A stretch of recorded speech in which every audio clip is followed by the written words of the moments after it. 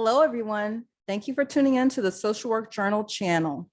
I'm your host, Del Tom, and I'm here to talk to you today about perfectionism. So remember, this is a little snapshot from my podcast, the Social Work Journal. Check it out on Google, Apple, and Spotify.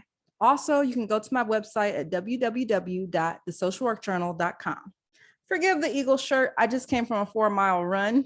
But I was like, hey, my makeup still looks okay. So I was like, hey, I'm just going to go on here and record. So let's get back to the subject, perfectionism. There are 3 categories of perfectionism, right? There is socially prescribed, other-oriented, and self-oriented perfectionism. Why do we need to talk about the categories of perfectionism? Because perfectionism oftentimes has a negative connotation to it. Some people think it's a bad thing to be a perfectionist. Well, also, too, some people think that perfectionism is like the cat's meow. Some people brag about being a perfectionist. They're like, hey, I'm a perfectionist. Well, I'm here to tell you that perfectionism is not good or bad. It's either healthy or unhealthy. So let's talk about the 3 categories, and then we'll talk about how it can be healthy and how it is unhealthy. So perfectionism, when you think of it in the category of other-oriented perfectionism, that means you're concerned about what other people do, and you're critical of people who fall short of the standards you set for yourself and your ideas of what the standard should be for them. So that's other-oriented. Is that healthy? Absolutely not. Because obviously you have negative schemas in your mind about others and probably about yourself, which is why you're so critical of others. Also, too, the origins of other-oriented perfectionism can be found in my podcast. So go ahead and check out episode 2, Perfectionism. Okay, the second category we're going to talk about is socially prescribed. So socially prescribed means that your perfectionism is based off of what you think other people think about you.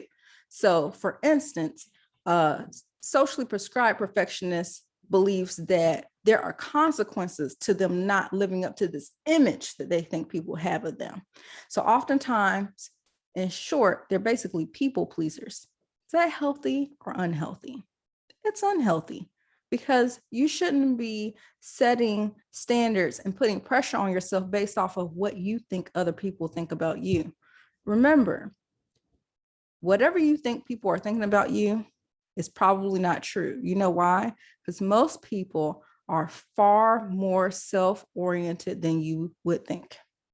People are much more self-observed than you think they are. In other words, they're not thinking about you nearly as much as you think they are. So do yourself a favor and give yourself a break. Don't worry about your image. Now we're going to talk about the third category of perfectionism, and that is self-oriented perfectionism. That means that you set high standards for yourself. You use your perfectionism to strive to be better and reach certain goals. Is that healthy or unhealthy? That one is healthy. Some people may not like you for being a self-oriented perfectionist. I actually consider myself to be a self-oriented perfectionist, and sometimes I get flack from others about it, but I don't care. Because for me, it has been a coping mechanism. It's helped me survive certain situations that weren't good for me. It helped me to be strong and firm in who I believe I am and what I want to be and what I want to accomplish, regardless of what my surroundings were. So go ahead and head over to the Social Work Journal. You can either check it out again on Apple, Google, or Spotify. And also go to the website, www.thesocialworkjournal.com. And there you can actually check out the episodes as well as the blog. I'm going to share my screen with you really quick so that you can see how to get there on my website. So see here, you go to the episodes page and you'll see episode 2, Perfectionism. You can read more. And then here are the plugs for Spotify and Apple.